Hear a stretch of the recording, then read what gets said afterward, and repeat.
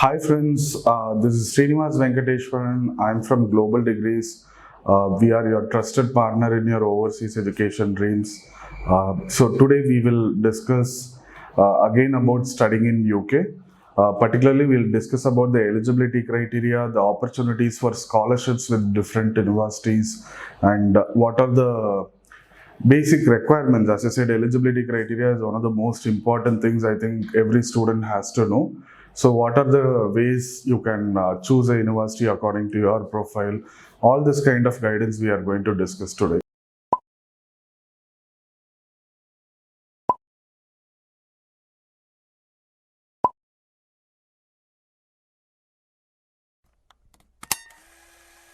So as a document what you provide to the university, the most important document that you are going to share is something called statement of purpose or personal statement. Some universities call it as a personal statement. This is nothing but a crisp essay, which is not more than, generally, like many universities wanted less than 500 words, some wanted less than 750 words, some wanted more than 1000 to 1250 words. So it varies depending on each and every university's requirement. So this essay should communicate what is your intention. Why do you want to pursue this particular program? Why do you want to choose this particular country, and what are your future plans? You should also elaborate about like what made you to decide that you wanted to study this particular course. So these are some factors which you have to state very strongly. SOP plays almost 30 to 40% of your application process is like weighted based on your SOP itself. That's the statement of purpose. And then two letters of recommendation. Most of the universities in UK want two letters of recommendation. Few need only one. Rarely one or two universities may ask three. That is like for example, students who are like having an education qualification which is older than 4 or 5 years, and you have some work experience for 3 to 4 years or more, you might have to have two academic letters of recommendation and at least one or two letters of recommendation from your workplace, that is from your immediate reporting bosses, people like that. So this letter of recommendation is not just like some conduct certificate or anything. This should talk about specific key skills that you have, the specific key skills that you have already like exhibited during your study or during your work under that particular faculty or that reporting bosses. So you should get this statement of purpose and letter of recommendation. Both these are very important documents which is like you have to prepare or get it drafted. Like you have to have proper text and proper information filled in this. So after statement of purpose and LOR, then you give the other documents which are like the IELTS scorecard. We will also discuss about IELTS requirements later on. It can be an IELTS, PTE, Duolingo. There are many options nowadays, but most common thing is the IELTS scorecard. Then UK universities, most of them do not require GRE or GMAT unless and until it is with very few universities. They might ask you for a GRE or a GMAT score. GRE is generally not required for MBA programs. Some universities would prefer to have a student who has a GMAT score. So if you have a GMAT score, you can provide those. These are the external documents which you have to procure. The next set of documents will be your academic documents, which are your class 10, 12 scorecards.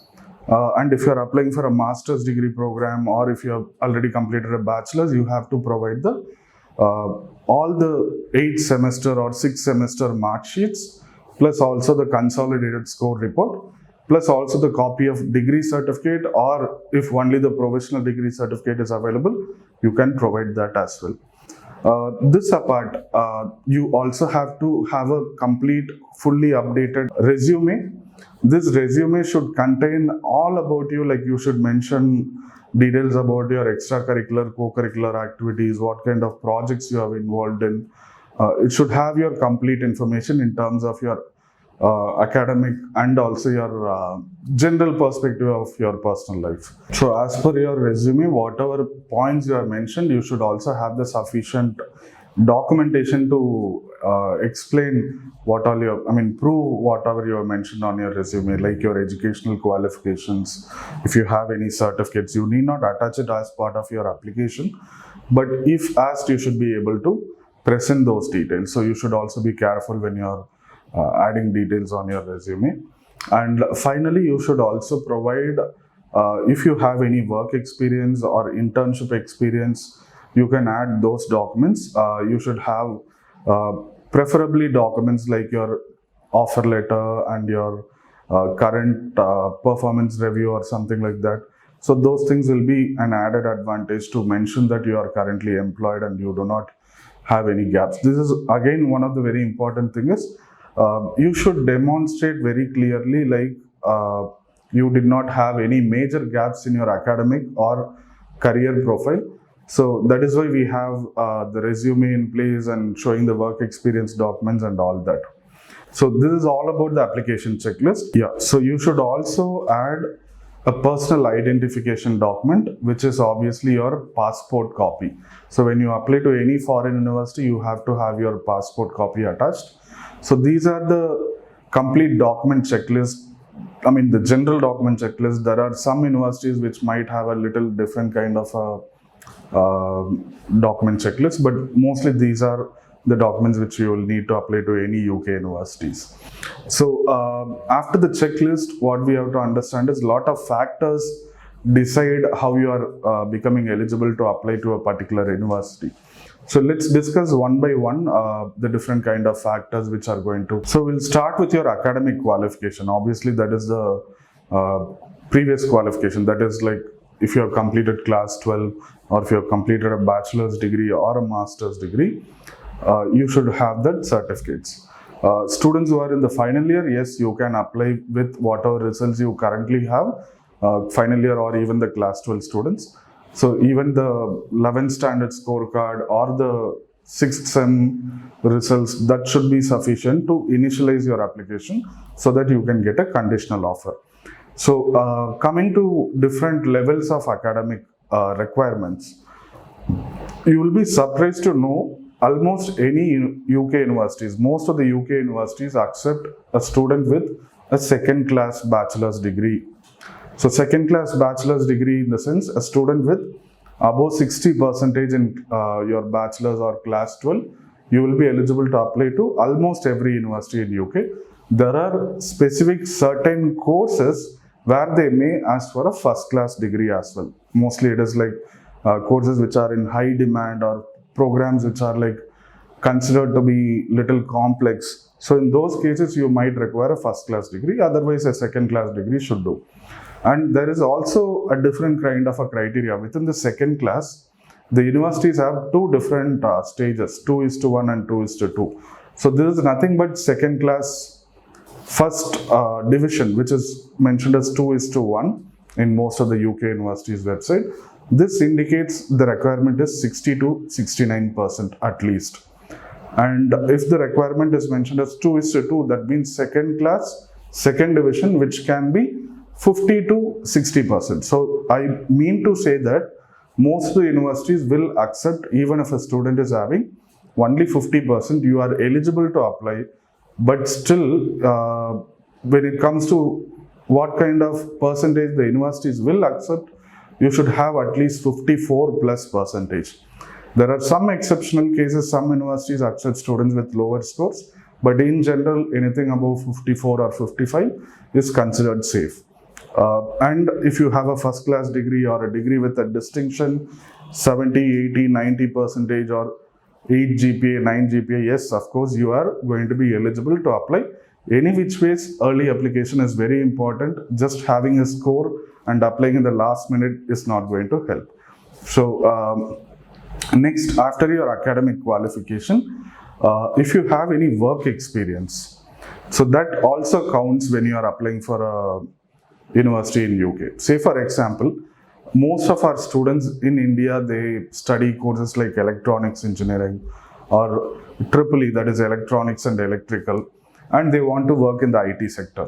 And later, when you apply to a university for a different program, that is after your ECE, since you have had some work experience in the IT sector, you want to continue with an IT related program, then definitely you should have these proof that you have worked in the IT industry and you have developed the interest in this. So you have to add all these points in the statement of purpose also, like why do you want to shift from one stream to other also. So you should mention these things and you will be able to apply. For that, you will need some work experience in that particular field, or if you are a fresher, that is if you are a final year student or if you have just graduated from college, you can even add some documents, like if you have done some specific courses in that particular field that you are newly applying to, you can add those things. You can state that you have interest in this field, you have got new interest in this field, so you started learning this particular subject and you want to continue your higher studies in that particular field. You can do this as well. So these come under additional qualification, and also based on your work experience, your interest. Definitely UK universities always are little flexible, accepting a student from different kind of academic background into a program which may be totally different kind of a stream. So if you have studied, say for example, an engineering program and applying for a management degree, this is I think very common. So most of the students will be aware. But if you have studied a management degree and you have worked in the engineering sector for 3-4 years and you want to study engineering, yes, it is possible in UK, but these are exceptional criteria. So you should prove, or you should provide documentation to clearly state and prove that you have a deep interest in the field, and if you have work experience, then it is going to be working in favor. But still, in terms of criteria, if you have, you also have to prove your knowledge in mathematics, that is in this case from management to engineering. Definitely a student without strong foundation in mathematics cannot do an engineering program. So mathematics or related subjects, knowledge in related subjects is really very important. You will, as I mentioned, UK universities are always welcome for a course change, but you have to prove your interest or your experience in that particular field of study. Then coming to, I spoke about the percentage requirement with different universities. As I said, any student with 50 plus or 60 plus, yes, you can apply to most of the UK universities. Now, there are also some grading system. So in UK, they have different, every university have their own criteria. Some universities follow something called NARIC, N-A-R-I-C. You can Google NARIC. This is nothing but a portal where universities are able to assess what level of university your previous academic qualification is from. So sometimes if they accept a 2:1 degree, that is like 60 to 69% in general, they may not accept certain universities' qualifications in that range, because might be the university feels that particular qualification is not up to their grading system. So you have to be aware of these things, which is like kind of little difficult for as a student perspective. As counselors, we at Global Degrees are here to help you and support you with these eligibility points. Yeah, and I always come across this particular question, like what is the age limit to apply to a UK university or to a foreign university? So normally there is no specific age limit. Most of the UK universities, or many foreign universities for that matter, welcome senior students, more senior students or older people to come and study there. But still, in general terms, if you are like 27, 28 or younger, it is much easier. There are very less questions asked when you are in that particular age limit. But if you are more mature, you have to choose programs which are more mature. So like students who are like 35 plus going for an MBA program is a very common thing, because MBA is for senior managers. So definitely that is acceptable. Whereas there are even fresher MBAs. Many universities offer MBAs for students who have just come out of college. So there are different kind of criteria. So we will help you out with that. In general, I meant to say, if the student is more mature, then they have to prove that they were employed or they were engaged in some work or the other during this time period, either academic or professional career or job, something, you have to have the proper documentation of this academic gap. So that is important in order to qualify even if you are an older student. So it won't be a problem. So coming to the most interesting topic, which is about English language test. So this is something where a lot of students have confusions if I should take IELTS or TOEFL, if I should take PTE. So a lot of new exams have come in the recent years. Coming to English language requirements, UK universities have something called Standard English Language Test Policy. So as per this, obviously IELTS is the most popular examination when it comes to students who want to come and study in UK. So students will be required to take this examination called IELTS Academic. So IELTS Academic is an examination which is out of 9 bands. It has 4 modules: reading, writing, listening and speaking. So you are required to have a minimum score in order to apply for certain programs. These scoring ranges may be different from university to university and program to program, but in general, if you are applying for a bachelor's degree in UK, you have to have minimum 6.0 in your IELTS, that is the overall band, and minimum 5.5 in the individual 4 bands. All bands should be above 5.5. There are exceptions, as I said. And coming to the post-graduation part, you will be requiring a minimum of 6.5 with individual bands not less than 6. As I mentioned, exceptions are always there. Many universities accept 6.0 with individual bands 5.5 also. And for certain programs, particularly more popular universities or more competitive universities or more competitive programs have a higher IELTS requirement, or higher ranked universities may have a higher IELTS requirement, particularly if you are going for courses like law, for example. So many universities prefer to enroll a student who has 7.0 or more in IELTS. In many cases, universities want module specific courses also. Some cases, like for example, if you are going for a law program, universities might ask you to have at least 7.0 in writing. Even if your overall band is 7.0, fine, but writing should be 7.0 for sure.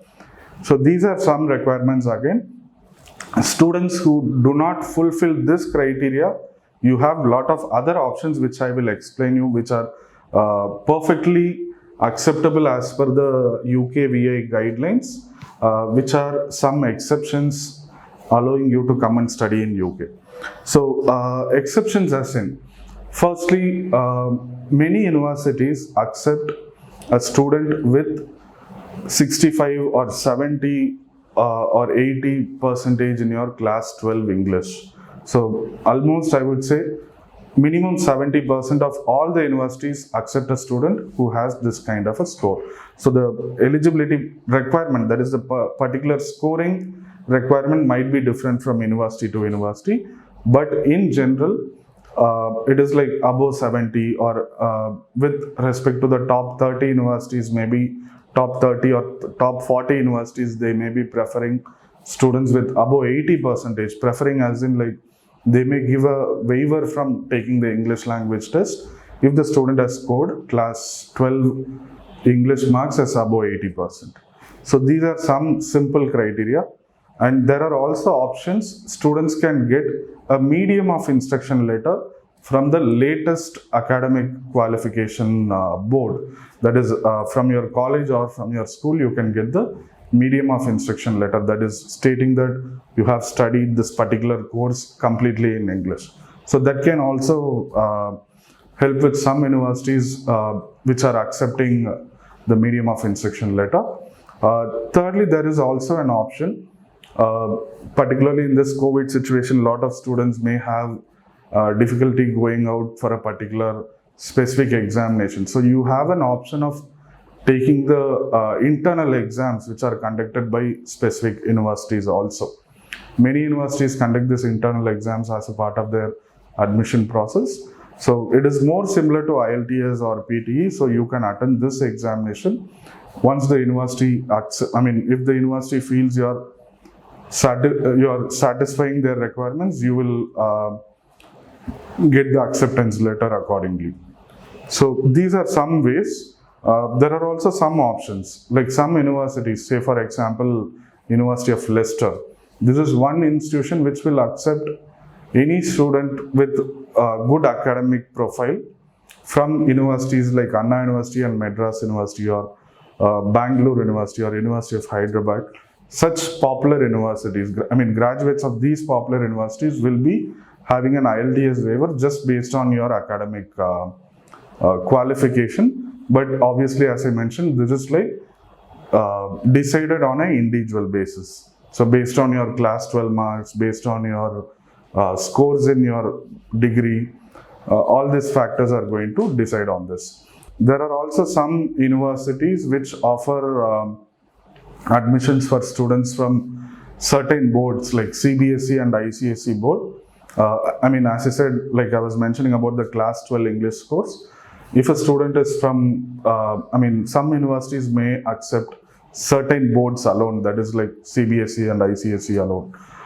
Many will accept a specific set of states, say for example, Karnataka and Tamil Nadu boards are accepted by most of the universities. So there are, as we discussed elaborately today, there are many factors which are very specific, course specific or university specific, lot of things to decide how your application works. But as I said, studying in UK is definitely not a big challenge or a very tough thing.